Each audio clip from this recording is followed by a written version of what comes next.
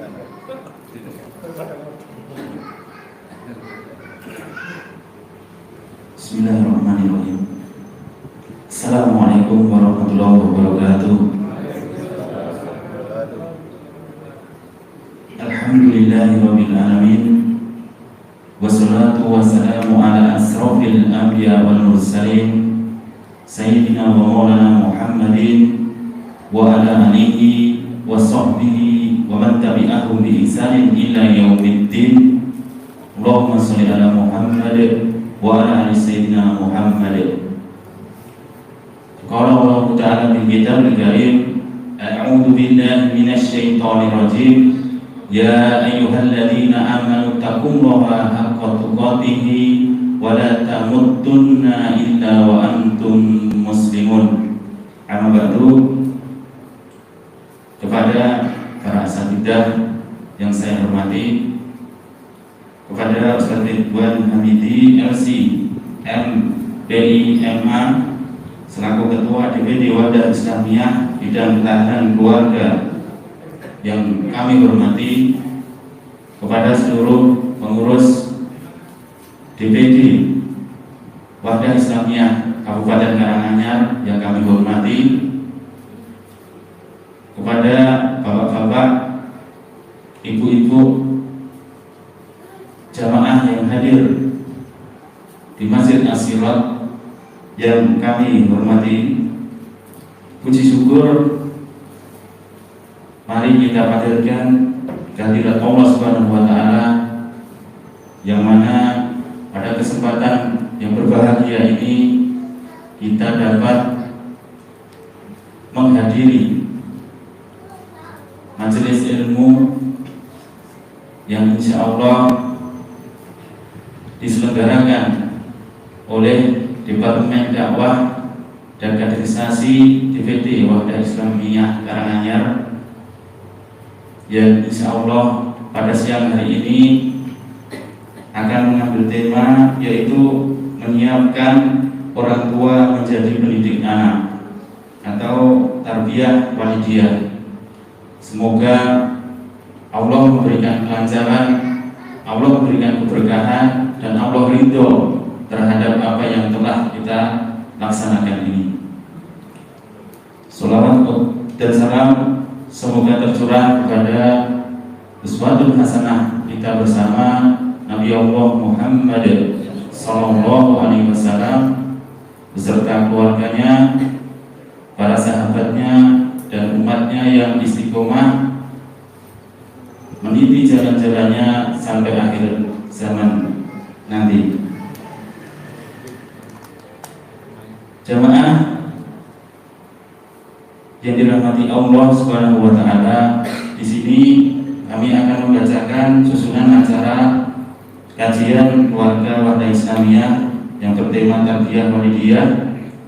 Acara yang pertama adalah pembukaan, acara yang kedua tilawatul Quran, acara yang ketiga inti dari kajian, acara yang keempat tanya jawab, dan acara yang terakhir adalah penutup.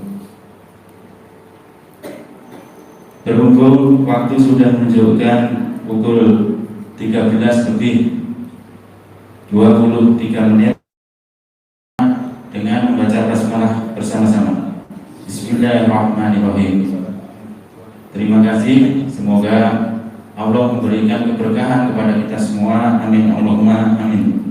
Acara yang selanjutnya adalah tilawatul Quran yang akan dibacakan oleh Ustadz Abdullah Hasan, sarjana hukum. Kepada beliau waktu dan tempat dipersilakan.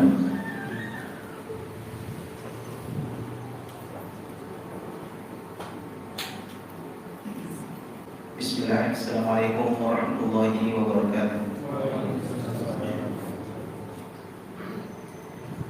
A'udzu billahi minasy syaithanir rajim. Bismillahirrahmanirrahim. Wa laqad atayna Luqman al-hikmata an ishkur lillah wa man من يشكر فإنما يشكر لنفسه ومن كفر فإن الله غني حميد وإذ قال لقمان لابنه وهو يعظه يا بني لا تشرك بالله إن الشرك لظلم عظيم ووصينا الإنسان بوالديه حملته أمه وهنا على وهن وفصاله في عامين أن اشكر لي ولوالديك إلي المصير وإن جاهداك على أن تشرك بي ما ليس لك به علم فلا تطعهما وصاحبهما في الدنيا معروفا واتبع سبيل من أناب إلي ثم إلي مرجعكم فأنبئكم بما كنتم تعملون يا بني إنها إن تك مثقال حبة من خردل فتكن في صخرة أو في السماوات أو في الأرض يأت بها الله إن الله لطيف خبير يا بني أقم الصلاة وأمر بالمعروف وانه عن المنكر واصبر على ما أصابك إن ذلك من عزم الأمور ولا تصعر خدك للناس ولا تمش في الأرض مرحا إن الله لا يحب كل مختال فخور واقصد في مشيك واغضض من صوتك إن أنكر الأصوات لصوت الحمير السلام عليكم ورحمة الله وبركاته. Jazakumullahu khairan kepada Ustaz Abdul Hasan yang telah melanturkan ayat-ayat Allah. Semoga pada acara siang hari ini Allah memberikan keberkahannya kepada kita semua dan Allah ridho terhadap apa yang telah kita laksanakan ini. Jemaah yang dirahmati Allah Subhanahu wa taala, insyaallah Ustaz Ridwan Hamidi telah hadir di tengah-tengah kita. Maka acara yang selanjutnya adalah inti dari kajian pada siang hari ini, yaitu tarbiyah walidiyah, menyiapkan orang tua menjadi pendidik anak, yang insya Allah akan disampaikan kepada beliau Ustaz Ridwan Hamidi LC MPIMA. Waktu dan tempat dipersilakan.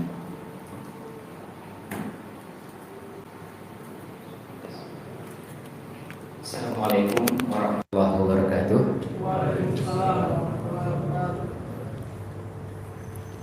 Alhamdulillahilladzi hadana Islam wa ikhtara lana khairul anam Muhammadin alaihi salatu wassalam, amma ba'd.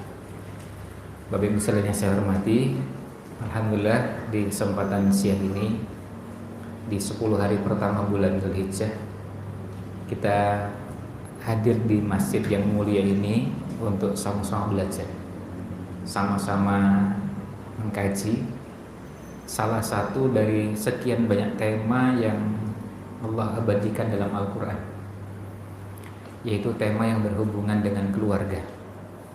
Dan sebagian tema tersebut tertuang pada ayat yang tadi kita dengarkan pada saat pembacaan kalam ilahi. Tentu kalau bicara tentang keluarga, banyak hal yang kita bisa pelajari, kita bisa gali. Dan kita siang ini mengambil tema yang agak lebih spesifik atau lebih khusus, yaitu tema yang berhubungan dengan tarbiyah, yang kalau kita artikan ya pendidikan atau pembinaan al-walidiyah untuk orang tua. Bisa juga diterjemahkan dengan pendidikan atau pembinaan keayah bundaan. Nah, sebelum masuk ke tema ini, kita ingin memberikan gambaran terlebih dahulu. Tema ini, tema tarbiyah walidiyah, kita coba samakan dulu pemahaman kita tentang cara penyebutannya. Kita sering mendengar istilah birrul walidain, gitu ya. Birrul walidain diartikan dengan berbakti kepada kedua orang tua. Jadi birrul walidain, berbakti pada kedua orang tua.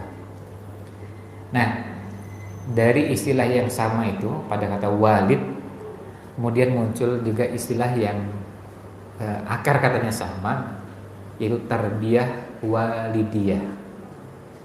Walid itu dimaknai dengan orang tua, ya bisa kita menyebutnya ayah, tapi ketika disebutkan dengan bentuk tasniyah walidain, itu sudah disepakati maknanya adalah ayah dan ibu.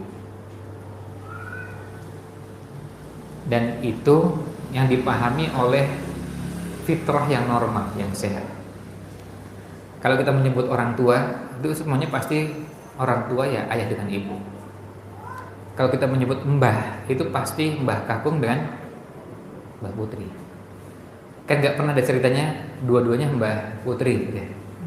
Itu gak pernah. Yang uti dengan yang uti gitu. Maksudnya berpasangan. Itu pasti yang uti dengan yang kakung. Kan begitu. Tidak pernah kita mendengar orang tuanya ayah kita itu ternyata dua-duanya yang kakung gitu, gak pernah. Itu pasti akan bertanya-tanya dan terheran-heran kalau ada orang yang mengatakan itu, mengatakan dua-duanya kakung atau dua-duanya putri. Kalau dua-duanya yang putih itu malah aneh. Nah, kenapa ini perlu kita samakan? Karena begini, kampanyenya kaum LGBT ini gencarnya luar biasa, sampai penggunaan istilah itu pun mereka masuki. Maka kemudian salah satu istilah yang dikampanyekan adalah penggunaan istilah orang tua dan tidak menggunakan istilah ayah. Ya, maka orang tua satu, orang tua dua. Nah, orang tua satu itu laki-laki, orang tua dua ya laki-laki lagi.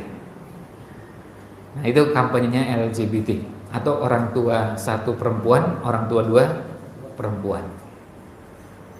Nah, kalau kita menyebut orang tua, kalau berpasangan sudah otomatis pasti yang satu laki-laki, satu perempuan, satu ayah, satu ibu, satu kalau yang kakung, satu lagi pasti yang putri, udah pasti.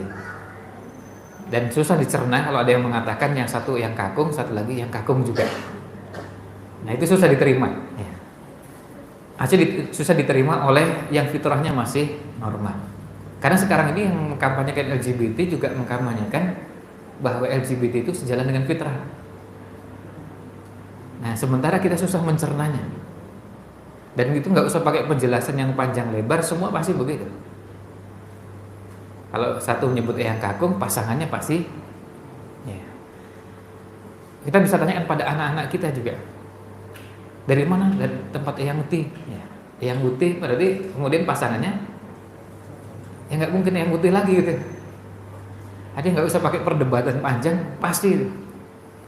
dan tidak pernah ditemukan keanehan ini kecuali di kalangan kaum LGBT. Makanya mereka lalu mengkampanyekan tadi, orang tua nggak pakai istilah ayah dan ibu atau ayah bunda, tapi menggunakan istilah orang tua satu, orang tua dua. Ya kira-kira sama dengan ketua satu, ketua dua gitu ya. Sekretaris satu, sekretaris dua, bendahara satu, bendahara dua, itu bisa dua-duanya laki-laki bisa. Kalau bendahara itu dua-duanya laki-laki bisa, dua-duanya perempuan juga bisa. Tapi kan itu beda, itu bukan berpasangan kalau itu. Ya. Kalau itu tidak jabatan struktural begitu, nggak ada hubungannya dengan pasangan laki perempuan. Itu biasa kita temukan sekda misalnya. Sekda itu laki-laki apa perempuan? Ya bisa laki-laki bisa perempuan, kan begitu kenyataannya. Kita bicara realitanya bisa laki-laki bisa perempuan. Jabatan struktural itu nggak ada hubungannya dengan jenis kelamin. Bisa laki-laki bisa perempuan. Ya, kembali ke bahasan kita. Jadi ketika kita menyebut walidain, itu artinya kedua orang tua, maksudnya laki-laki dan perempuan. Nah, kemudian ketika kita menyebut tarbiyah yang diartikan pembinaan atau pendidikan,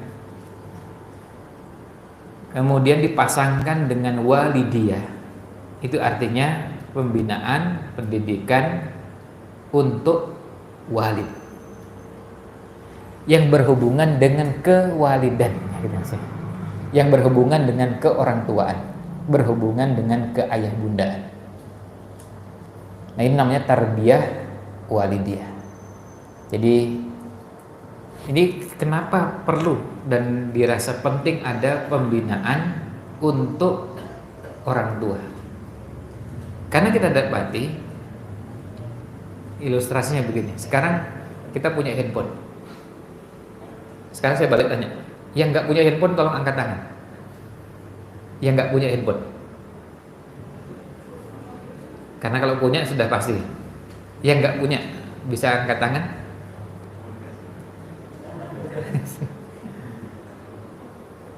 Ya.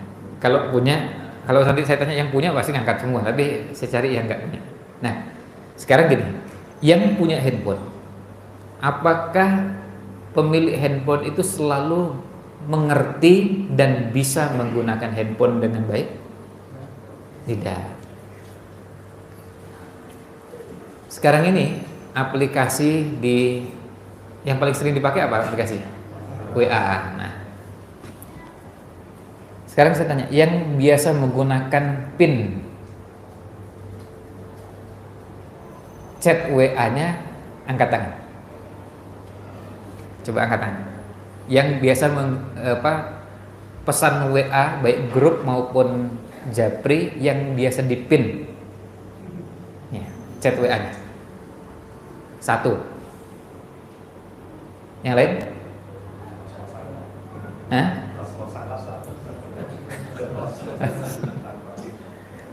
Nah, PIN, ada yang ngerti PIN chat gitu ya? Tahu ya? Yang nggak tahu bisa ngangkat tangan. Nah, inilah yang namanya. Nah, baru dengar sekarang. Nah, itu contoh. Sebelum nanti saya masuk ke bahasan, tadi kan kita mengatakan bahwa tidak semua yang punya HP bisa menggunakan handphone dengan baik atau ngerti fungsi-fungsi handphone. Tidak semua yang menggunakan WA ngerti menu-menu yang ada di WA.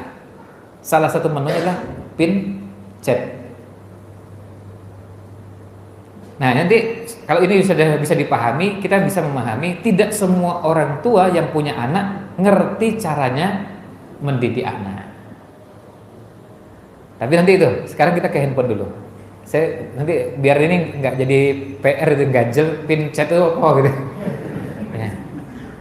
Nah, PIN chat itu kalau kita punya pesan WA yang begitu banyak, kemudian pada waktu tertentu kita sedang banyak kegiatan atau banyak berkomunikasi dengan orang tertentu, bisa orang atau kelompok tertentu, grup tertentu, maka bisa orang tadi japri atau grup itu bisa kita posisikan berada di atas. Caranya apa?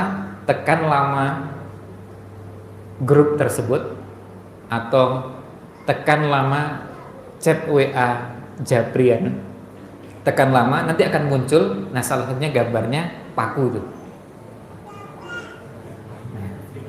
Nah, kemudian ditekan.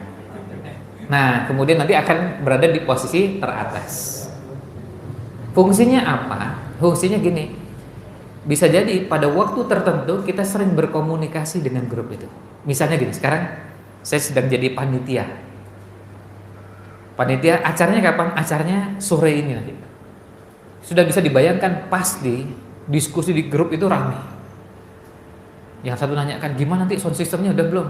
Kemudian absen, terus apa? Jadi, nah diskusi yang banyak seperti ini, kalau nggak dipin itu bisa tergeser jauh ke bawah dan kita nggak ngikuti.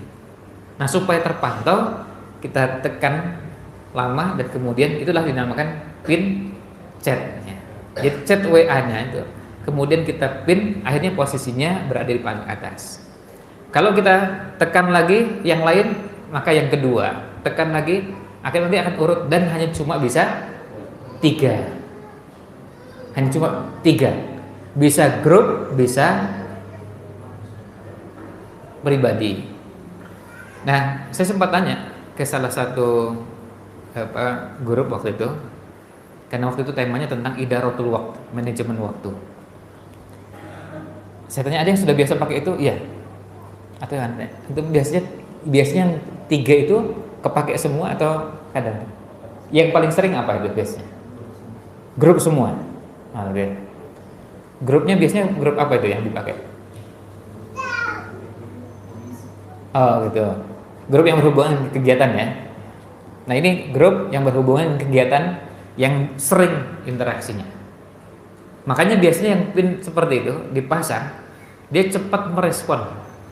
Karena apa? Karena posisinya di atas. Kalau nggak dipin akan apa? Bergeser ke bawah, nggak tahu diskusi yang ada itu seperti apa. Di salah satu grup saya sempat tanya, kalau yang antum biasa pasang di situ siapa? 3 itu. Jawabannya apa? Istri. Jadi chat istrinya itu diposisikan salah satu dari 3 itu. Ya, karena apa? Karena ternyata berarti komunikasi dengan istrinya sering. Meskipun saya belum tanya istrinya memperlakukan begitu enggak. Jangan-jangan istrinya enggak begitu. Artinya suaminya yang bersemangat berkomunikasi terus, tapi ternyata istri ya biasa-biasa, dan ternyata enggak dipin suaminya, yang dipin yang lain. Maksudnya grup-grup dan kegiatan yang lain. Nah, tetapi intinya bebas, itu siapa saja. Dan itu bisa diganti-ganti bukan cuma per hari. Sehari diganti sampai 3 kali pun bisa. Ini pentingnya apa? Ini pentingnya memanage atau mengatur waktu dan kegiatan kita. Karena apa? Karena ada beberapa diskusi di grup itu padatnya luar biasa. Anda pernah, mungkin sebagian sempat dapat kiriman, tapi mohon maaf kalau tidak tersebar luas, karena waktu itu Anda diminta jadi ketua panitia nadwah, ya semacam seminar yang diselenggarakan oleh Robito Ulama dan Dai ASEAN. Anda diminta untuk menyelenggarakan kegiatan itu, seminar online, pesertanya dari ASEAN, pembicaranya dari ASEAN, kemudian diminta untuk menyiapkan acara kurang dari 48 jam. Kurang dari 48 jam, artinya kurang dari 2 hari. Akhirnya apa? Langsung dipin. Kemudian ya komunikasi harus cepat. Ya, buka sedikit, mantau lagi. Buka sedikit, mantau lagi. Karena apa? Kurang dari 48 jam. Sementara pembicara belum dihubungi, poster belum ada, semuanya pokoknya belum ada. Ini baru dibicarakan. Jadi dibicarakan malam-malam, terus bisa insya Allah lusa ya, Mbak Desya. Berarti kan kurang dari 48 jam. Gimana? Ya disiapkan. Akhirnya apa? Diskusi di grup cepatnya luar biasa. Dan alhamdulillah bisa terlaksana. Pemateri juga dari beberapa negara. Kalau dari Indonesia ada Ustaz Abdul Somad, Ustaz Muhammad Zaitun Rasmin, Ustaz Bakhtiar Nasir. Kemudian dari Vietnam, Kamboja, Malaysia, Thailand. Alhamdulillah beberapa dai dari beberapa negara juga turut hadir. Dan sempat menyampaikan ini berhubungan dengan penghinaan yang dilakukan terhadap Nabi Muhammad SAW oleh seorang politisi yang hina di India. Ya. Penghinaan oleh orang yang hina ya. Dari seorang politisi hina di India. Nah, itu contoh. Jadi karena penting dan ini harus cepat, maka kita pin. Begitu ganti, begitu sudah selesai acara berikutnya, maka ganti lagi. Kalau kita sudah terbiasa dan sering, nanti kita bisa jadi pasang pin itu berdasarkan yang paling mendesak. Karena yang namanya kegiatan itu, kalau dalam idaratul waktu, dalam manajemen waktu ada 4 jenis. Ada muhimmun ajil, penting dan genting atau penting dan mendesak. Yang kedua muhimmun ghairu ajil, penting tapi tidak mendesak. Yang ketiga ghairu muhimmin wa ajil, enggak penting tapi mendesak. Dan yang keempat ghairu muhim wa ghairu ajil, enggak penting dan enggak mendesak. Ini 4 jenis. Nah, kita akhirnya terpaksa harus cepat. Karena apa? Karena ini mendesak.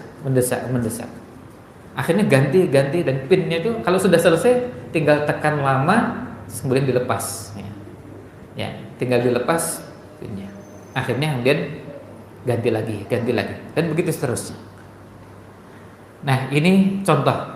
Orang punya handphone, punya aplikasi WA, tapi belum tentu bisa menggunakan semua menu-menu WA yang ada. Belum tentu paham fungsi-fungsi WA yang ada. Nah, ini satu dari sekian banyak fungsinya. Tentu kita tidak akan menjelaskan tentang fungsi WA dan yang lainnya karena tema kita bukan di situ. Tapi ini jadi pengantar bahwa orang punya WA, punya aplikasi WA, tapi tidak bisa menggunakan fungsi WA dengan sebagaimana mestinya. Sekarang kita pindah. Orang punya anak juga sama, hampir sama seperti yang punya WA tadi. Bisa jadi orang punya anak tapi nggak ngerti caranya mendidik anak. Orang punya anak tapi nggak tahu gimana caranya mendidik anak. Ini persis seperti tadi handphone. Padahal tadi kalau kita mau teruskan handphone itu WA itu cuma satu dari sekian, bukan puluh ya, sekian ratus aplikasi, nggak tahu mungkin sampai 1000 yang bisa kita gunakan di handphone kita. Kemarin pada saat ada acara di kampus UIN Jogja, saya cerita ada rumah tangga kawan dosen di UGM mengatur keuangan rumah tangganya dengan cara yang unik luar biasa. Beliau itu istrinya di akhir tahun biasanya nyerahkan CD. Dulu zamannya masih pakai CD. Kalau sekarang kan sudah jarang pakai CD. Yang paling-paling pakai flash disk atau dikirim file. Nah, nyerahkan CD, CD-nya isinya apa? CD-nya isinya daftar pengeluaran. Ya, pengeluaran sejak awal tahun sampai akhir tahun. Pengeluaran apa? Bukan perusahaan, pengeluaran rumah tangga. Jadi pada tanggal 17 Februari beli berambang sekian, itu tercatat ya. Saya lihat sampai segitunya, luar biasa. Nah, ketika saya cerita itu, kan saya tanya, siapa di antara kita yang seperti itu? Di ini auditorium, nggak ada satu pun. Ternyata apa? Ternyata moderatornya kan saya. Senang luar biasa. Ya, saya juga melakukan itu setelah dengar Ustadz 4 tahun yang lalu cerita itu. Jadi beliau setelah mendengar itu terinspirasi lalu kemudian menggunakan aplikasi namanya kalau salah aplikasi warung gitu. Jadi aplikasi itu bisa digunakan setiap kali belanja, catat dan tersimpan semua sehingga nanti bisa tercatat selama 1 bulan dan demikian pula sampai 1 tahun. Semua pengeluaran.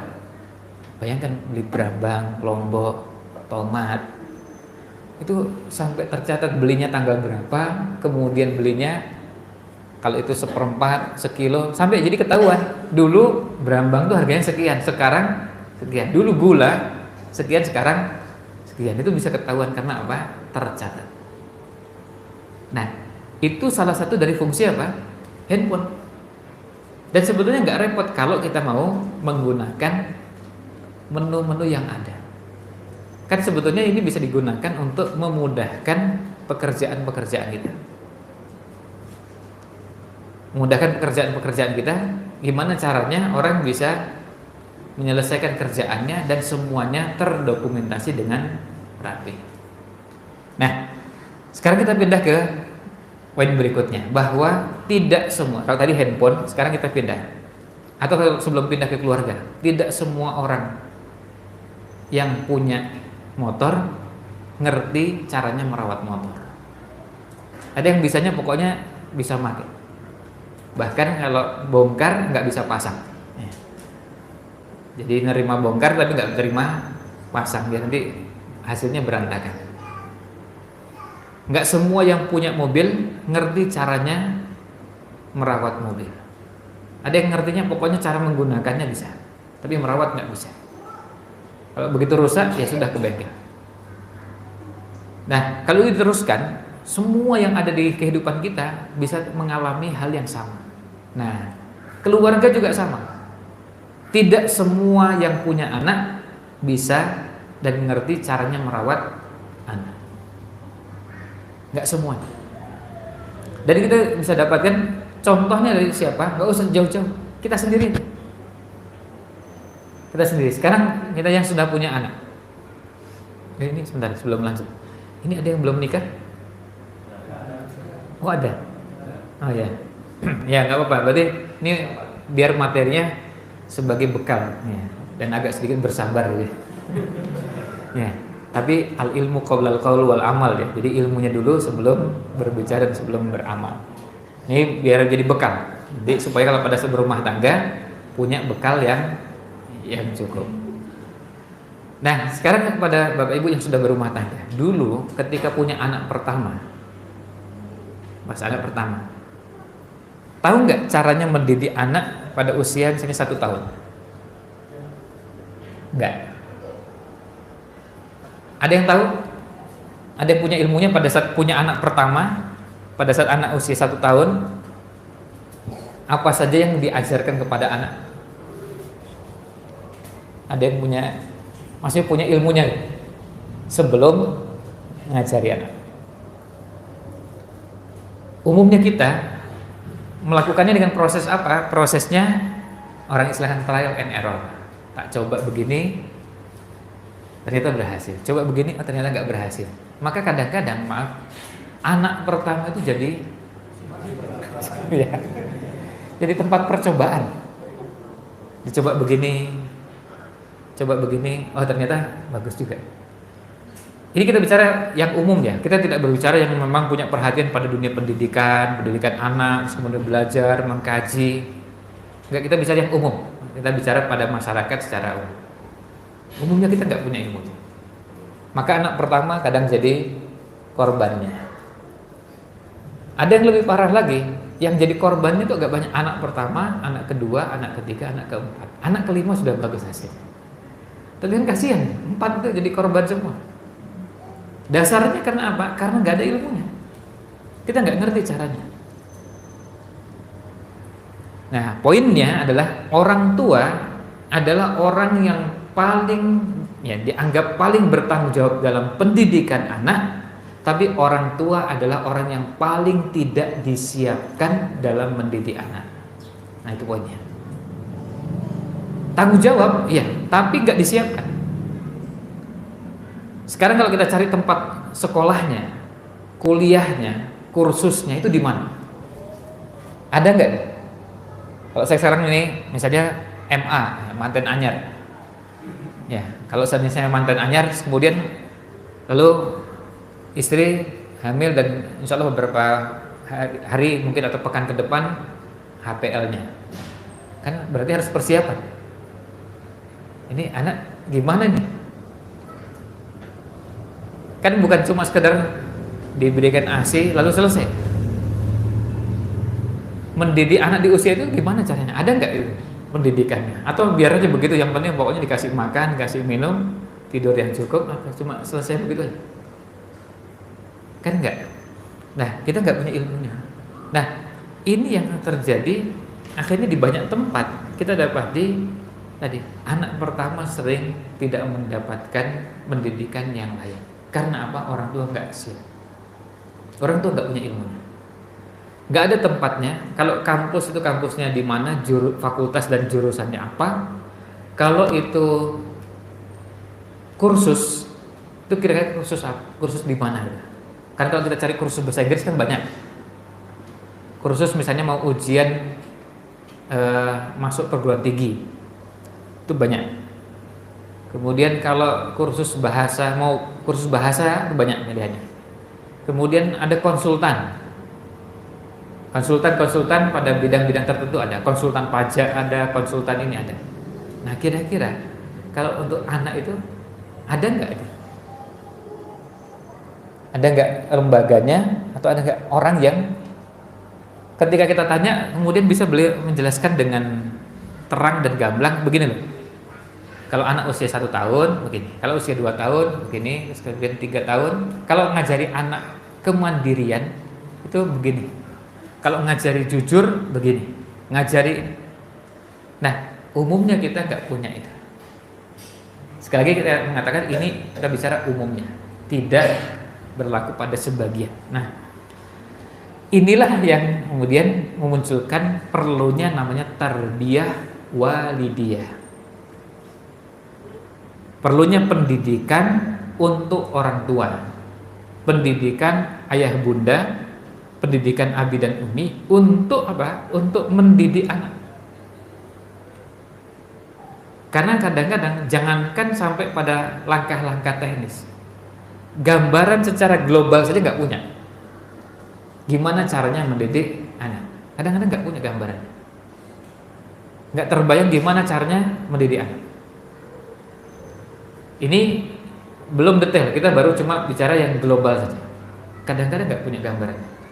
Misalnya, kira-kira kalau anak itu mau kita hantarkan sampai pada usia tertentu dan kita ingin anak itu jadi anak soleh atau soleha, kira-kira apa saja yang diajarkan kepada anak? Itu kadang-kadang nggak punya gambaran yang jelas. Semuanya sepakat kalau ditanya, ya saya ingin anak saya jadi anak soleh dan soleha. Itu pasti. Tapi kira-kira ukuran soleh dan soleha itu apa sih? Apa soleh dan soleha itu? Sholat, ya. Terus puasa, terus ngaji, terus. Jadi kadang-kadang nggak jelas apa saja. Jadi yang dibayangkan hanya cuma sebagian, dan itu memang betul sebagian dari yang namanya soleh dan soleha. Itu baru yang global, belum detail. Nggak punya gambaran yang jelas. Maka yang seperti ini bisa terbayangkan, nggak punya bayangan gimana caranya mendidik anak supaya anak itu menjadi anak yang soleh. Anak soleh itu kan juga harus ditanamkan keberanian kan? Ya kan? Soleh-soleha itu kan harus ditanamkan keberanian. Laki-laki harus ditanamkan keberanian, perempuan juga iya, sesuai dengan porsinya. Tapi gimana caranya mengajarkan keberanian? Nah itu lebih rumit lagi. Anak harus diajarkan kejujuran. Gimana ngajari kejujuran? Ngajar jujur pada anak itu gimana? Apa cuma kita bilang, nah nanti jadi anak yang jujur ya? Tapi kita sendiri kadang-kadang kalau melihat anak salah, anak melakukan kekeliruan, bisa marah luar biasa, sampai akhirnya anak takut. Karena gara-gara takut akhirnya anak berbohong. Padahal harusnya anak pada kondisi tersebut tidak dimarahi. Contohnya gini. Sekarang Bapak Ibu sekalian bayangkan kalau sekarang gini. Nih di depan, di samping saya ini ada gelas dari kaca, kemudian jadi saya mau bawa gelas ini.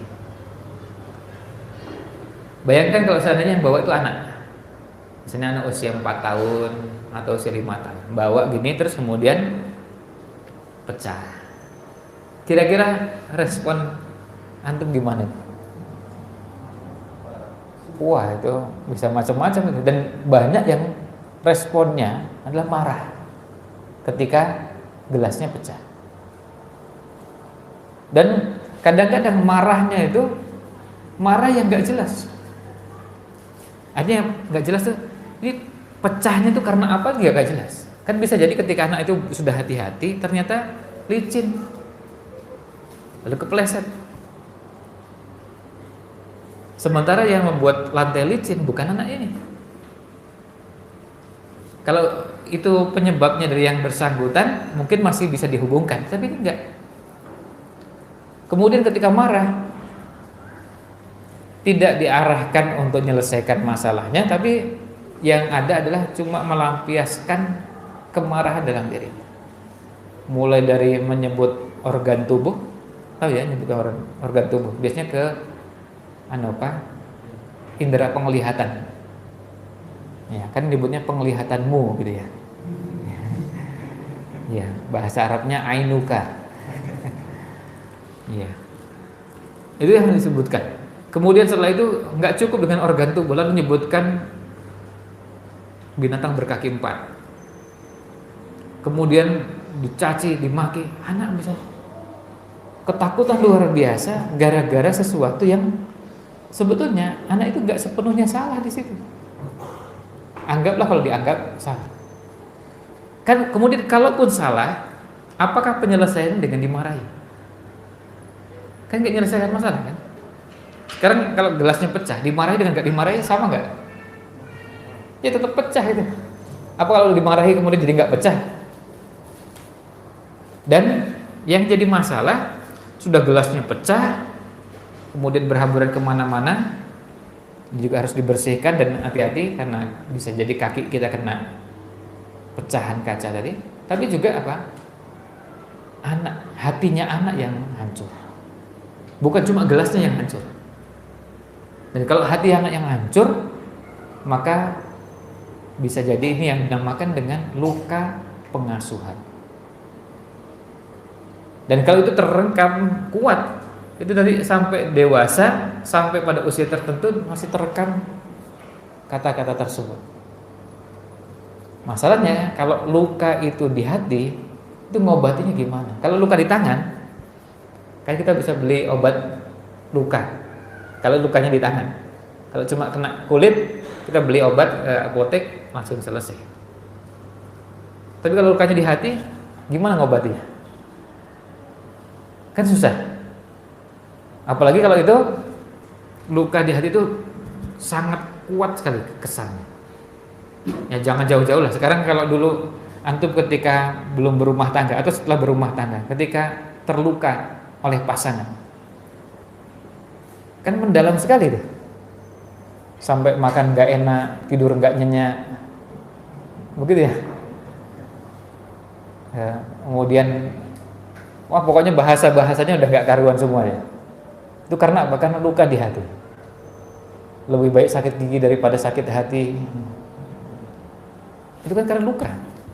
Padahal kita sudah dewasa, dan kalau sudah dewasa kan lebih bisa mengelola suasana hati ketimbang anak kecil. Karena anak kecil pengalaman hidupnya sangat sedikit, nggak punya pengalaman bagaimana caranya mengelola sakit hati. Kan paling pengalaman hidupnya baru cuma beberapa hal yang sederhana dan sepele. Nah, kalau terekam kuat dan kemudian tersimpan lama, ini yang perlu diobati. Nah, inilah yang menyebabkan kenapa namanya tarbiyah walidiyah itu diperlukan. Karena kita ingin mengantarkan anak kita, gimana caranya mereka ini kita bimbing, kita bina, kita rawat, kita jaga, sampai akhirnya tumbuh kembangnya sesuai dengan yang semestinya. Nah, kalau sudah seperti itu bisa dipahami, sekarang kita masuk pada tarbiyah walidiyah itu kira-kira gambaran dulu. Karena kita nggak mungkin membahas detail-detailnya. Gambaran secara garis besarnya apa saja yang perlu kita kenali. Setelah kita paham bahwa tarbiyah walidiyah itu artinya kita bicara tentang bagaimana mendidik orang tua, membina orang tua, membina ayah bunda untuk bisa mendidik anak-anak. Nah, kalau itu sudah bisa dipahami, sekarang kita masuk ke bahasan kira-kira apa saja poin-poinnya. Nah, ini bisa kita jabarkan dengan beberapa poin. Yang pertama, perlu punya visi atau misi keluarga. Perlu punya visi keluarga. Keluarga ini mau diarahkan kemana? Termasuk juga visi terhadap anak. Kira-kira anak ini mau diarahkan kemana? Nah, ini harus jelas dan perlu dipikirkan secara serius. Kira-kira anak kita ini mau diarahkan seperti apa? Dan tidak boleh kita hanya mengatakan, ya jelas anak soleh lah. Iya, anak soleh. Tapi gambaran anak soleh yang ada di kepala kita itu seperti apa? Nah, itu yang perlu diperjelas. Kalau bahasa Arabnya namanya wuduhul ahdaf. Wuduh al-ahdaf. Jelas tujuannya, jelas visinya mau kemana. Kalau kita mengatakan mau jadi anak soleh itu kira-kira seperti apa sih? So begini, ada anak yang menangkap dari orang tuanya ketika cerita kepada ibunya, misalnya cerita kepada tetangga dan yang lainnya, terus pokoknya anakku ya anak soleh. Tapi gambaran tentang anak soleh di benak anak itu ternyata gambaran yang tidak kita bayangkan sama sekali. Apa itu? Anak itu membayangkan anak soleh itu adalah anak yang rajin mengerjakan PR, nilai matematikanya bagus. Kemudian kalau ada kursus maka dia disiplin dan rajin, meskipun sholatnya nggak karuan. Dari mana itu disimpulkannya? Dari perilaku orang tua. Anaknya nggak sholat nggak apa-apa, tapi kalau anaknya sampai nggak ikut kursus atau praktikum atau ini dan itu, marahnya luar biasa. Tapi kalau nggak sholat nggak apa-apa. Oh, ternyata yang soleh itu begitu. Nah, dari mana kesimpulannya? Dari perilakunya orang tua. Pada saat menceritakan soleh, lalu menceritakan antara soleh dengan apa yang dipraktekkan. Karena sering diceritakan soleh, solehah, tapi prakteknya begitu. Ternyata gambaran antara soleh dengan praktek kehidupan sehari-harinya berbeda. Nah, ini yang digambarkan dengan anak soleh. Nah, kita prihatin kalau sampai gambaran itu antara yang diucapkan dengan yang dipraktekkan disimpulkan oleh anak dengan cara yang berbeda. Jadi kalau anak terlambat sholat itu nggak apa-apa. Kalau terlambat masuk sekolah bisa dimarahi. Berarti anak soleh itu yang rajin sekolah. Meskipun agak males sholat ya nggak apa-apa. Itu namanya anak soleh. Berarti anak yang soleh dan dapat jempol itu yang akhirnya kemudian dapatkan, oh kalau begini, kalau begitu. Anak menyimpulkan dari apa yang dijalani. Itu artinya orang tua tidak punya gambaran yang jelas tentang anak soleh. Nah, ini yang pertama, tidak jelas perlu ada kejelasan visinya. Yang kedua, perlu ada kerjasama suami istri. Kalau yang pertama visinya sama, perlu ada visi dan disamakan. Yang kedua ada kerjasama. Sebab mendidik anak itu tidak mungkin dilakukan hanya oleh salah satu. Kalau hanya dilakukan oleh salah satu, pasti ada bagian-bagian yang luput atau yang hilang dan nggak didapatkan. Seandainya yang mendidik cuma ibu. Karena kita lihat sekarang ini di banyak tempat yang punya perhatian pada pendidikan anak ya ibu. Coba lihat di beberapa sekolah, kalau ada kegiatan kajian parenting untuk wali siswa, yang datang ibu-ibu. Kalau ada pengajian apa, yang datang pas penerimaan rapot di mana sekolah ingin melaporkan hasil proses belajarnya anak, yang datang ibu lah. Nah, ini sebenarnya yang didik itu siapa sih? Kok ibu lagi? Terus kemudian katanya gini, masukkan ke pihak sekolah kalau bisa di waktu libur, karena suami hari-hari biasa nggak bisa kerja. Nah, akhirnya dicarikan waktu mau namanya kajian parenting lah, mau namanya ini itu, di hari libur tetap suaminya nggak datang juga. Yang datang ibu lagi. Seakan-akan tanggung jawab pendidikan ini di ibu. Nah, ini belum dipahami dengan baik. Betul bahwa kadang-kadang suami tidak bisa hadir, iya. Tapi beda antara yang memberikan perhatian dengan tidak memberikan perhatian. Nah, sekarang ini, biar nyambung dengan handphone. Sekarang ini kita bisa melakukan proses pembinaan pada anak kerjasama dengan antara suami dan istri dengan cara apa? Memanfaatkan handphone ini. Kalau perlu ada grup khusus suami istri, isinya perkembangan anak kita. Perkembangan anak supaya nggak bingung, grupnya dibuat apa? Dibuat per anak aja. Anak nomor 1 grupnya sendiri, anak nomor 2 grupnya beda lagi, anak nomor 3 grupnya, sehingga apa? Kalaupun berjauhan, suami dapat informasi dari istri tentang anak, sehingga tahu hari ini melakukan apa, kemarin apa, 3 hari yang lalu, seminggu yang lalu. Pada saat ngobrol dengan anak itu bisa langsung cepat nyambung. Misalnya gini, sekarang anak itu ini, misalnya anak yang pertama ini sekarang lagi suka main layangan. Dan kalau main layangan tuh sampai ke, wah, terus diceritakan. Nah, ada nggak hal-hal yang mengkhawatirkan? Maksudnya ngejar layangan sampai ke jalan, nah itu. Nah ini ada yang sampai ke jalan raya. Terus kemudian kalau sudah main layangan tuh sudah mau siang, sore, pokoknya selama masih bisa main dilakukan. Nah, ini yang anak pertama. Tapi anak ini jujur. Nah, ini poinnya. Anak ini jadi kelebihan, kekurangan, dan ada hal-hal yang bisa didiskusikan.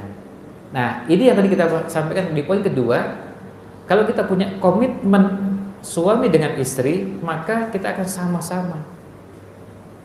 Kita lihat kok kayaknya ini anak ketiga mulai ada kebiasaan nggak jujur. Nah, kalau nggak jujur, ini harus disikapi serius nih. Karena apa? Karena ini masalahnya nggak sama dengan kalau cuma tadi pulang sekolah bajunya kotor. Cuma itu aja.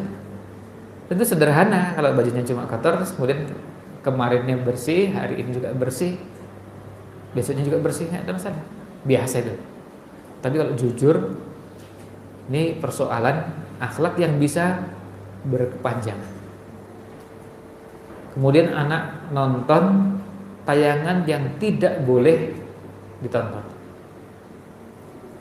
Anak mulai sembunyi-sembunyi nonton yang itu tidak boleh dilakukan oleh anak pada usia tersebut. Nah, ketika dia tidak jujur, dia nggak mau yang ditonton itu diketahui oleh abi atau uminya, ayah ibunya. Ini hati-hati. Karena apa?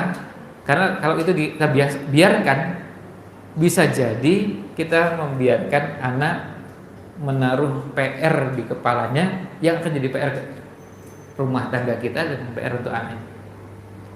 Sekarang yang namanya tayangan, kan di usia anak itu pada usia-usia tertentu tontonan menjadi tuntunan. Film kartun sekarang ini bukan cuma sekedar film kartun, tapi ada misi tertentu. Ada film kartun yang mengkampanyekan supaya orang tidak lagi membedakan jenis kelamin. Jadi nggak dipersoalkan jenis kelaminnya laki atau perempuan. Dulu antum pernah nonton atau dengar film Teletubbies? Ya. Ada yang warnanya ungu, kemudian segitiga terbalik. Itu lambangnya apa itu? Lambangnya kaum gay di Amerika. Dan anak pas nonton ya ketawa aja senang. Tapi pelan-pelan mulai nggak kenal dan nggak jelas jenis kelaminnya. Dan nggak mempersoalkan jenis kelamin. Padahal pada usia-usia tertentu anak harus dikenalkan dan harus dengan jelas jenis kelamin. Apalagi pada saat usia nanti menjelang balik, itu harus jelas. Bicara tentang aurat, bicara tentang hal-hal yang harus dikenalkan pada usia-usia tertentu. Nah, ini perlunya kerjasama. Kemudian yang ketiga ini, kalau tadi ada visi, ada kerjasama, yang ketiga perlu ada kurikulum. Ya, perlu ada kurikulum, dan kurikulumnya walaupun tidak detail, ya kurikulum yang global juga nggak apa-apa, sudah lumayan daripada yang nggak punya kurikulum sama sekali. Maksudnya kurikulum yang dimiliki oleh orang tua untuk mendidik anaknya. Kurikulum itu kan bisa begini, bisa sederhana. Misalnya kalau anak usia 4 tahun, kita mau ajarkan apa? Kalau dalam bidang yang berhubungan dengan kesehatan, biasanya tahapan-tahapan itu ada porsinya. Misalnya gini, kalau kita dulu punya anak pertama atau anak kedua dan seterusnya, pas baru lahir, kan kita dapatkan penjelasan dari puskesmas, posyandu atau semacamnya. Anak usia 6 hari, usia 1 bulan, 2 bulan, 3 bulan, tumbuh kembang anak itu didetailkan sampai sangat detailnya luar biasa. Sampai diperhatikan, coba perhatikan kemampuannya mengenali ini dan itu. Kemudian coba dilatih dengan mengucapkan ini. Coba dilatih melompat, dilatih bertemu dengan benda-benda, dan kemudian kemampuannya ketika berinteraksi dengan benda itu dipegang, dan apa yang dipegang itu biasa dimasukkan ke mulut pada usia tertentu. Itu semua dipelajari dengan sangat detail, tapi semuanya yang berhubungan dengan fisik. Ada nggak yang berhubungan dengan menanamkan keimanan? Ada nggak yang menanamkan di situ kepribadian, karakter, adab, dan sekian banyak PR yang ini kurikulumnya nggak jelas. Kita nggak punya.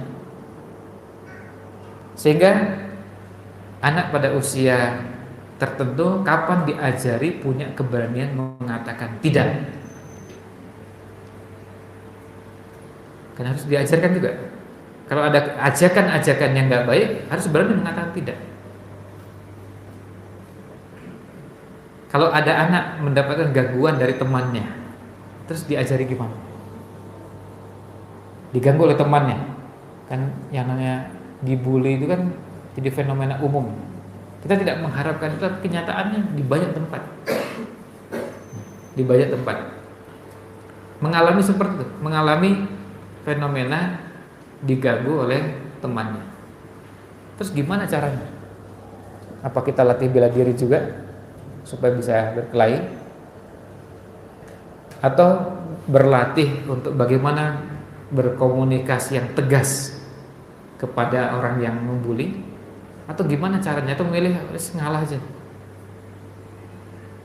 Ternyata ngalah juga nggak menyelesaikan masalah. Nah, ini contoh dari sekian banyak yang perlu kita ajarkan sampai anak itu tumbuh anak usia remaja, dewasa, sampai saatnya menikah. Kira-kira kurikulumnya apa? Kadang-kadang kita nggak punya gambaran tentang hal tersebut sampai ketika mereka akan dewasa. Ada tulisan yang menarik dalam buku. Nah, ini bukunya, judulnya At-Tarbiyah Al-Walidiyah. Penerbitnya Triple IT. Triple IT masih IIIT gitu Mas ya. Sebuah lembaga ajian. Di buku itu dijelaskan tentang beberapa hal yang berhubungan dengan tarbiyah. Salah satu poinnya disampaikan di situ bahwa orang tua harusnya sudah punya ilmu tentang apa yang akan dilakukan terhadap anaknya sebelum anaknya lahir.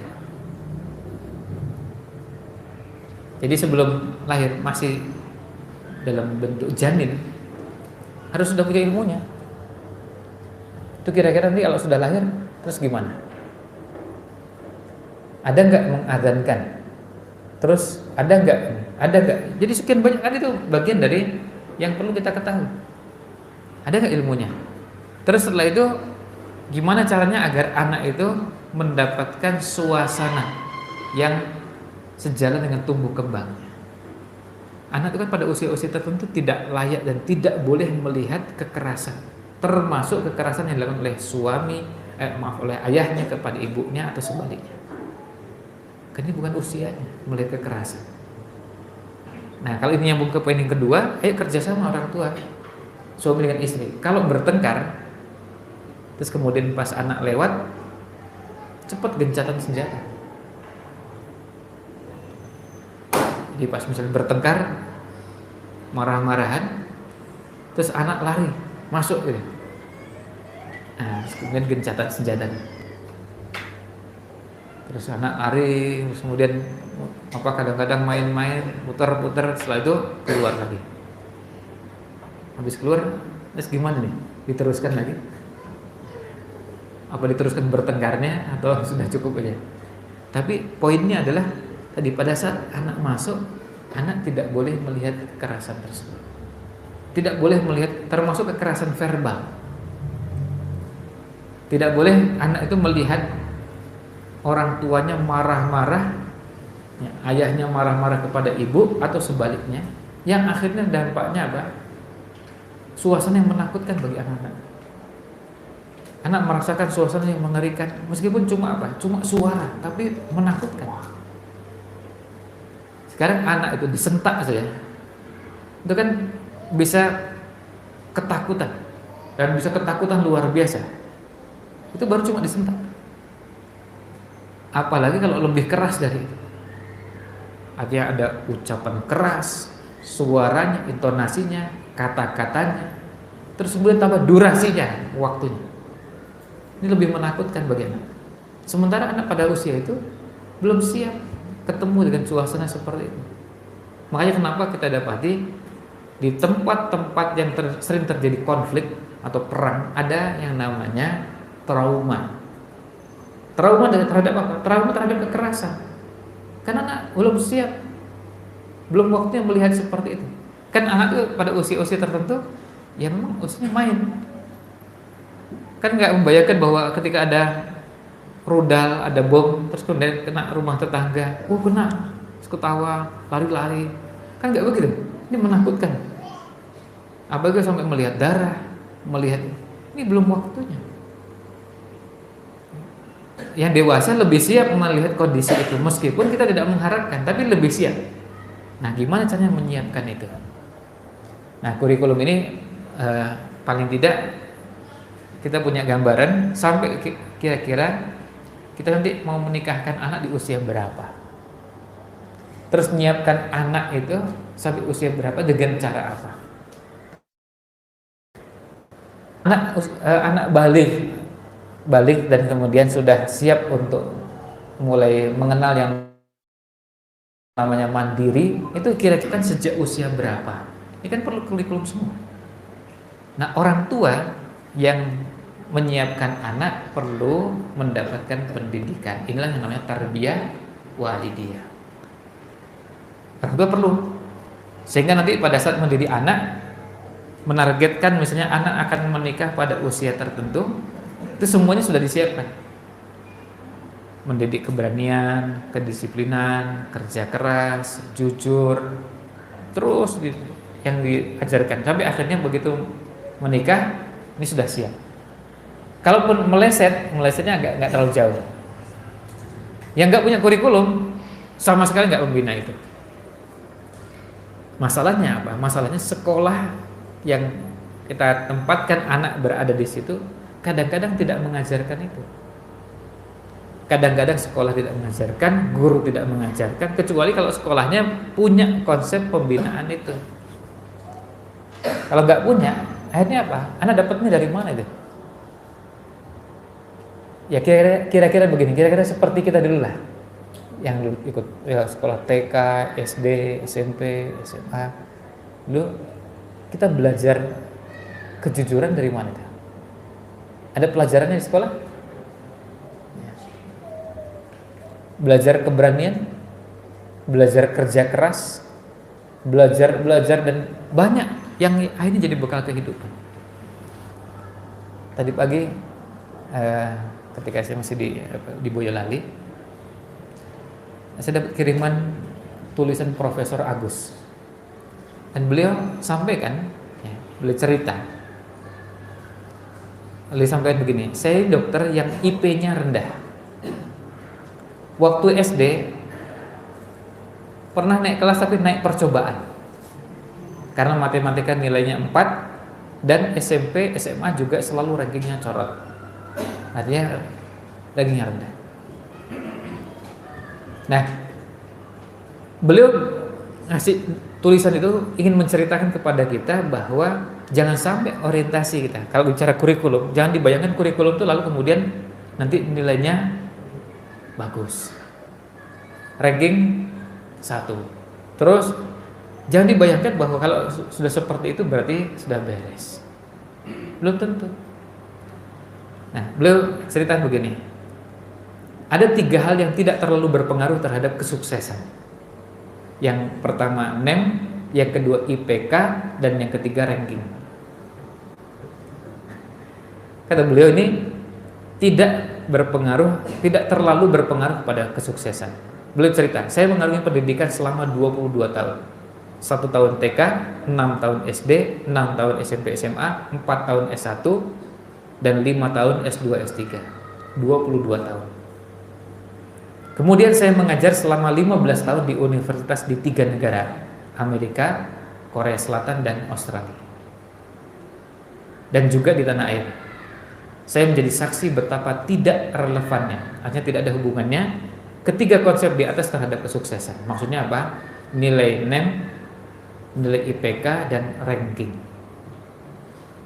Ternyata penyelaman saya ini didukung oleh riset yang dilakukan oleh Thomas J. Stanley yang memetakan 100 faktor yang berpengaruh terhadap tingkat kesuksesan seseorang berdasarkan survei terhadap 733 miliuner di Amerika Serikat. Tentu ini risetnya untuk pada bidang yang lain. Tetapi poin yang bisa sama adalah berkaitan dengan ukuran yang berhubungan dengan kurikulum tadi. Jangan dibayangkan kurikulum itu berhubungan dengan nanti nilainya dapat sekian, ranking sekian. Kalau yang ranking sekian berarti bagus. Oh, belum kan itu. Kalau yang diajarkan ini pelajaran tadi. Kalau yang diajarkan pelajaran tadi. Nah, yang menarik hasil penelitiannya ternyata nilai yang baik, NEM, IPK, dan ranking hanyalah faktor sukses urutan ke-30. Kemudian sementara faktor IQ pada urutan ke-21. Dan begitu seterusnya. Nanti mengenai urutannya apa, ya ini penelitian satu dengan yang lainnya bisa beda-beda. Ada yang mengatakan bahwa yang pertama tuh kejujuran, yang kedua disiplin keras, yang ketiga mudah bergaul, yang keempat, yang kelima, dan seterusnya. Itu poin-poinnya bisa berbeda, tapi intinya bukan persoalan tadi, riset tadi, tapi intinya adalah kita punya kurikulum enggak? Dan kalau kita bicara kurikulum, jangan dibayangkan kurikulum itu tadi naik kelas, ranking sekian, nilainya sekian, berarti sudah selesai. Enggak. Karena sekali lagi, kita bicaranya sekolah di mana kita mengantarkan anak kita dan menitipkan anak kita di situ belum tentu mengajarkan nilai-nilai itu. Kecuali kalau sekolahnya punya konsep itu. Nah, itu beda. Kalau sejak awal sekolahnya punya konsep itu, nah kita titipkan ke sana. Bisa jadi itu salah satu cara untuk menutupi kekurangan yang kita miliki karena kita nggak punya gambaran tentang itu. Akhirnya apa? Terbantu dan kerjasama dengan pihak sekolah yang punya perhatian dengan hal-hal seperti itu. Bulan Maret yang lalu ketika saya berkunjung ke salah satu sekolah di Turki, TK di sekolah yang kita kunjungi itu mengajarkan nilai-nilai adab yang begitu banyak, tapi nomor 1 itu kemandirian. Saya sempat heran, kok kemandirian ya? Kejujuran itu asal nomor 3. Dan saya baru ngerti itu ternyata apa? Kita baru merasakan ada kemandirian, kemudian ada keberanian, kejujuran. Yang kita lihat salah satu yang paling gampang kalau kita bertemu dengan antar mahasiswa Indonesia dan mahasiswa dari beberapa negara, kalau pas ada acara. Kalau pas ada acara, kalau orang Indonesia cenderung apa? Milih duduk di belakang. Kalau depan kosong. Dan harganya juga sama. Kalau ada harganya. Artinya kalau nggak ada harganya sama-sama gratis, sama-sama tidak berbayar. Tapi orang milih apa? Milih di belakang. Kalau mahasiswa Indonesia cenderung milih seperti itu. Sementara mahasiswa beberapa negara nggak, kalau ada tempat dulu di depan ya ke depan. Karena itu mentalnya beda kan. Padahal di depan ya nggak apa-apa juga kan. Karena kadang-kadang begini, mungkin khawatir di depan nanti ditanya-tanya gitu. Kalau nggak bisa kan ketahuan bodohnya. Nggak juga gitu. Enggak juga begitu. Tapi itu kenapa kok jadi mental seperti itu? Punya mental, kemudian bicara tentang kemandirian. Kenapa kok anak-anak di beberapa negara itu mentalnya lebih mandiri, lebih berani ketimbang anak-anak kita? Karena memang kita nggak punya kurikulumnya. Saya baru ingat ketika saya dulu TK, terus kemudian saya berkunjung lagi ke TK tempat saya belajar. Dulu ada nggak pelajaran itu? Ternyata nggak ada itu. Nggak ada konsep di TK itu belajar dan mengajarkan kemandirian, mengajarkan meskipun dengan bahasa yang agak dipaksakan, jadi ini juga mengajarkan kejujuran. Tapi nggak secara khusus ditekankan bahwa itu diarahkan untuk menanamkan kejujuran, kemandirian, keberanian, kemudian mental untuk bertanggung jawab, kerja keras. Nah, hal-hal seperti ini mana itu pelajarannya? Bahkan ada yang sampai selesai itu nggak pernah ketemu kata itu. Nah, makanya kadang-kadang pada usia tertentu kalau sudah bisa menangkap kata-kata tersebut diucapkan.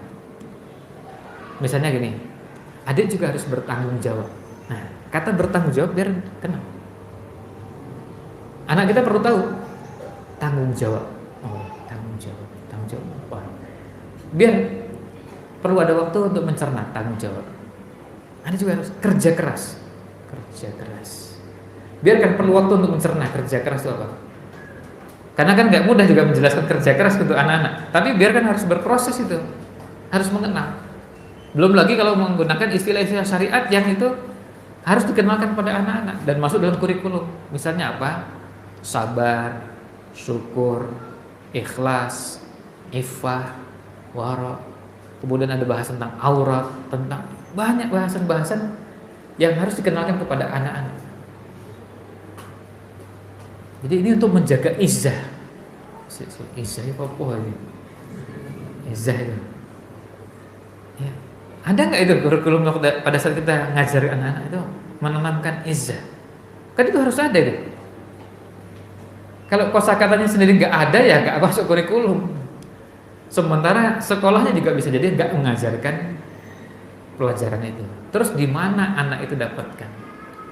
Sehingga kadang-kadang kita sulit mencerna ketika lihat dan baca biografi orang-orang hebat yang pernah dilahirkan oleh Nabi SAW, yaitu generasi sahabat. Kemudian orang-orang hebat yang pernah dilahirkan oleh para sahabat, yaitu generasi tabi'in, dan begitu seterusnya. Itu gimana ya caranya mendidik? Kayak seperti Imam Nawawi itu gimana gitu? Kok bisa anak kecil gitu kok malah nggak mau main-main? Kok bisa anak kecil diajak main-main terus kemudian jawabannya, saya ini diciptakan bukan untuk main-main. Mak jelek gitu. Begitu mendengar itu, saya diciptakan bukan untuk main-main. Itu bisa jadi pada sebagian orang mikir, kok bisa ya ada jawaban seperti itu? Karena memang bisa jadi ada yang di kepalanya nggak ada kurikulum itu. Jadi nggak terbayang mau mengajarkan itu. Nah kalau itu nggak ada di kepalanya ya nggak mungkin mengajarkan. Kita belum bicara tentang teknisnya, bagaimana caranya mengajarkan ini dan itu enggak. Nah ini sudah satu jam lebih dikit ya. Mudah-mudahan beberapa ulasan ini bisa sedikit memberikan pengantar tentang bagaimana mengajarkan dan menanamkan kesadaran kepada orang tua bahwa kita ini perlu punya ilmu untuk mendidik anak yang bahasanya kita namakan dengan tarbiyah walidiyah.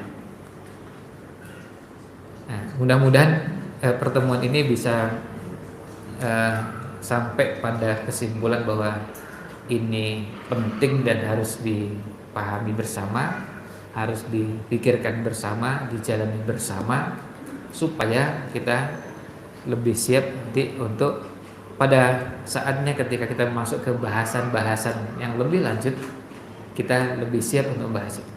Atau bisa jadi kita dapatkan dari beberapa sumber, beberapa tempat, misalnya di tempat yang lain membahas kurikulumnya, kita ambil. Tempat yang lain membahas tentang komitmen, bahas tentang itu semua pelengkapnya. Tapi yang penting itu kesadaran bahwa kita perlu. Kalau kita belum sampai menyadari bahwa ini perlu, penting dan harus, maka kita ya akan begini terus. Karena kita kasihan dengan anak-anak. Kita nggak ingin Indonesia emas tahun 2045 kualitas anak-anak yang sekarang ini kelak akan menjadi remaja, orang tua di masa itu dengan kualitas yang rendah. Bukan hanya lemah fisiknya, tapi juga lemah ilmunya, lemah imannya, lemah. Nah, kita nggak ingin. Kita ingin menyiapkan generasi yang kuat. Yang terakhir, ada sebuah hadis. Hadis ini terdapat di beberapa kitab Sahih dan juga di beberapa kitab ada Musnad dan Sunan. Ketika Rasulullah SAW bersabda, salah satu redaksinya adalah tajidun nas ka'ibilimi atin. Anda akan menemukan atau kalian menemukan, mendapati orang-orang itu seperti satu dari 100 ekor unta. Seperti jadi kita akan mendapati orang-orang itu seperti dari 100 unta, la takadu tajidu fiha rahilah. Hampir-hampir kita tidak mendapatkan rahilah. Rahilah itu kata Imam Al-Khattabi, kata Imam Al-Hafidz Ibnu Hajar, kemudian kata Imam Nawawi, kira-kira kata kuncinya rahilah itu artinya unta yang kuat dan siap melakukan perjalanan jauh dan siap memikul beban yang berat. Nah, kira-kira anak kita ini sudah kita siapkan nggak untuk seperti itu? Menjadi apa? Generasi yang 1% tadi, 1 dari 100, 1/100, yaitu apa? Anak-anak yang tangguh, anak-anak yang kuat, anak-anak yang siap memikul beban dan siap melakukan perjalanan panjang. Jangan sampai menjadi anak-anak, maaf, seperti generasi milenial sekarang. Itu salah satu penelitian di bidang sosiologi mengatakan bahwa anak-anak milenial sekarang itu anak-anak yang rentan dengan apa? Nggak betah dan nggak tahan lama. Baik itu mau belajar, kemudian melakukan pekerjaan, termasuk juga kalau melakukan kegiatan hadir di majelis juga nggak betah lama. Kemudian sukanya apa? Lompat-lompat. Nggak bisa betah duduk lama-lama membahas sebuah bahasa. Nah, akhirnya apa? Akhirnya yang didapati generasi yang rapuhnya luar biasa. Posting status, kemudian orang-orang berkomentar, tapi komentarnya negatif. Jempolnya bukan ke atas, tapi jempolnya ke bawah. Langsung sedih. Udah kemudian merasa berkecil hati, rasanya dunia ini sempit. Ya. Hal cuma begitu aja. Ya biasa aja. Ada kan belum apa-apa gitu. Dan yang namanya dunia maya itu dunia yang orang bisa melakukan itu dengan bebas saja. Dan kita juga nggak tahu ini yang ngasih jempol ke bawah siapa aja, kemudian mereka ini ngapain, kan kita nggak tahu. Ada yang asal-asalan aja, ya kan?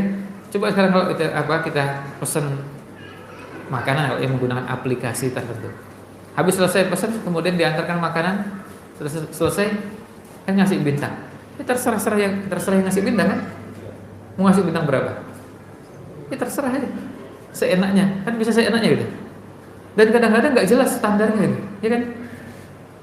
Kadang-kadang apa yang harus diapresiasi nggak diapresiasi sebagaimana mestinya. Ada yang pelit sekali ngasih bintang 5 nih. Padahal nggak ada masalah, paling dikasih bintang 2. Ya, apa masalah? Nah, tapi inilah dunia yang ada.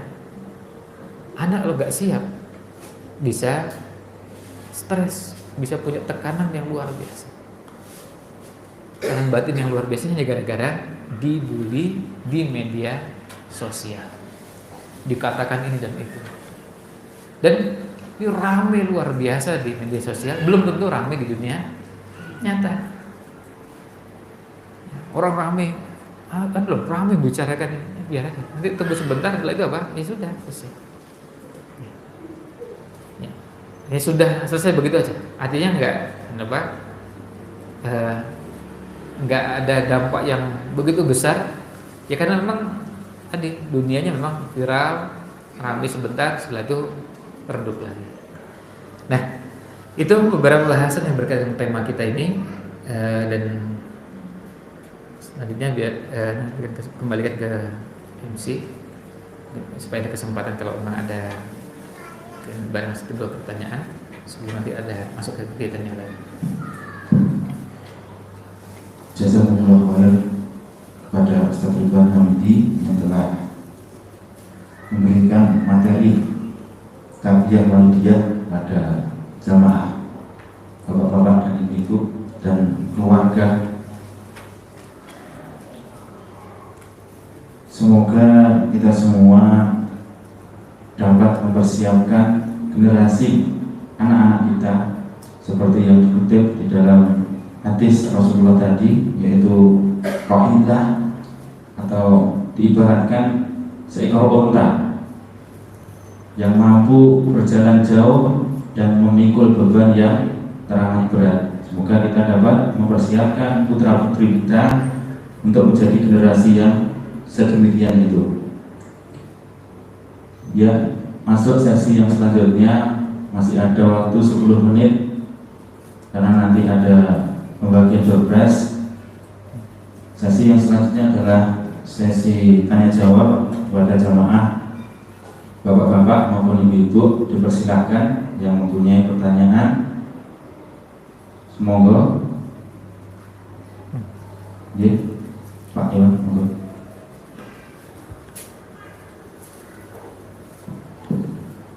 Assalamualaikum warahmatullahi wabarakatuh. Waalaikumsalam.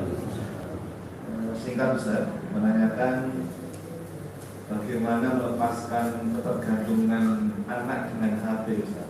Sekian, terima kasih. Assalamualaikum warahmatullahi wabarakatuh.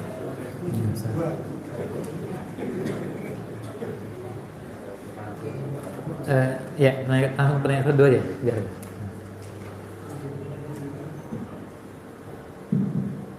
Assalamualaikum warahmatullahi wabarakatuh.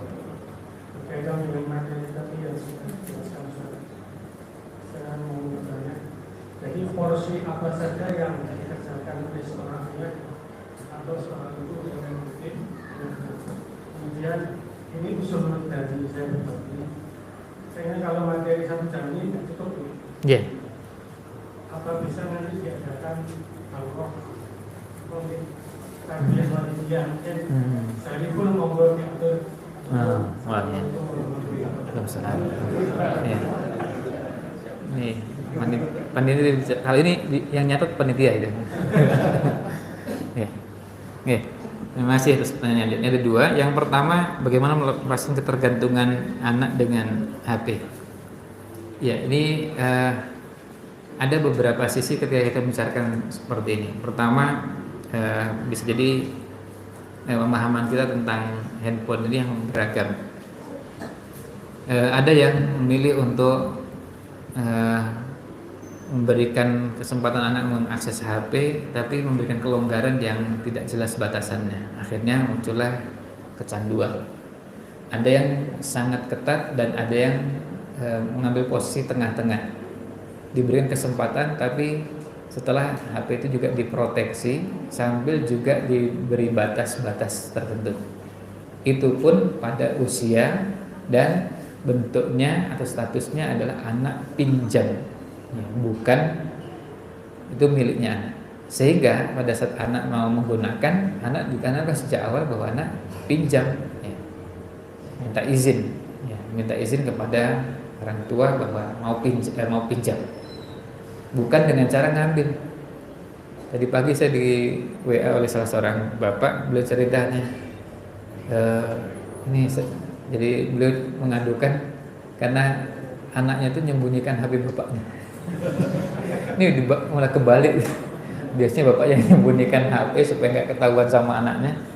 Ini HP-nya baru ketemu. Sejak tadi cari nggak ketemu, ternyata disembunyikan sama anaknya. Dan anaknya lebih canggih menyembunyikan handphone daripada bapaknya. Nah, poin ini saja sudah menjadi pelajaran penting. Ya. Anak diajarkan dengan yang namanya tanggung jawab dan dikenalkan dengan hak dan kewajiban. Anak ngerti ini milik siapa ya, HP ini milik siapa, sehingga dia tahu bahwa ketika akan menggunakan dia minta izin karena ini bukan miliknya, ini milik orang tuanya. Nah kemudian perlu diberikan rambu-rambu kapan boleh menggunakan, kalau itu berhubungan dengan usia, dan apa yang boleh diakses, termasuk juga durasinya. Jangan sampai ada yang disaksikan, ditonton oleh anak yang tidak bisa kita akses. Ingat, anak itu pada usia tertentu semakin canggih. Kalau mereka generasi milenial atau generasi alpha, kan generasinya, kalau saya ini generasi X, ada yang generasi Y, generasi Z, dan generasi alpha. Nah, generasi X itu yang kelahiran 74, 75, 76 itu generasi X. Nah, anak perlu dikenalkan bahwa ketika menggunakan ini, anak dipahamkan bahwa tadi jam, kemudian mau mengakses apa. Kadang-kadang kita juga harus memproteksi HP kita hanya bisa diakses atau hanya bisa mengakses menu-menu tertentu.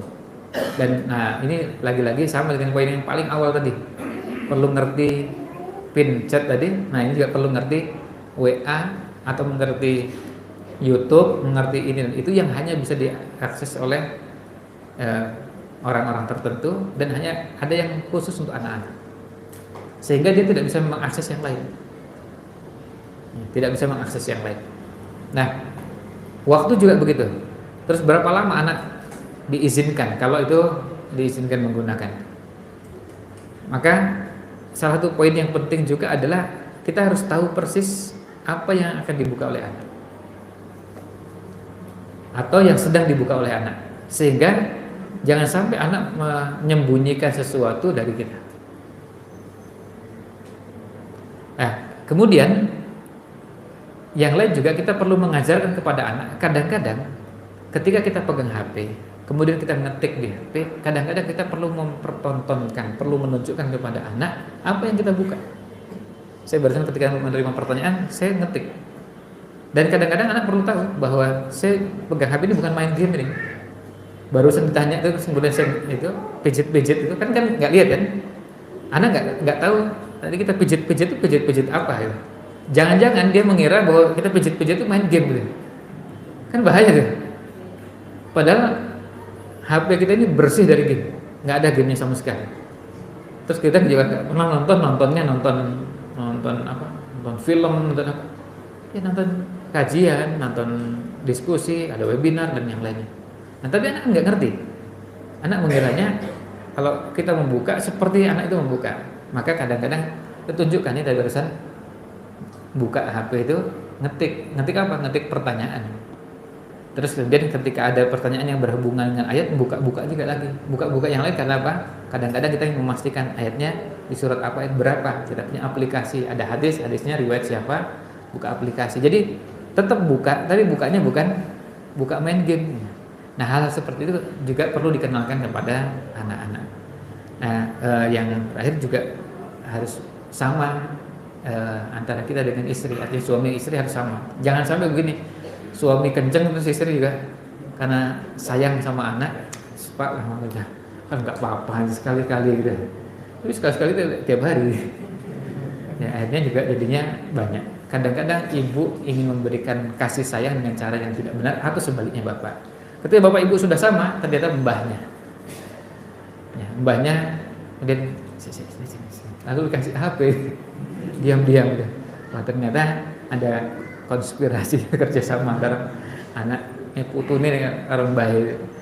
Nah ini yang perlu kita samakan. Itu mungkin beberapa hal yang berkaitan dengan hal tersebut. Mudah-mudahan nggak sampai pada tingkat kecanduan yang parah ya. Karena kalau kecanduan yang parah memang harus terapi ya. Karena tiap anak kecanduan berbeda-beda. Artinya tingkat kecanduan itu ada kecanduan gadget, kecanduan atau HP, kemudian ada kecanduan game, ada kecanduan internet, kecanduan film, dan yang paling mengerikan kalau kecanduannya tayangan-tayangan yang yang ya sudah sangat parah sekali, gitu ya.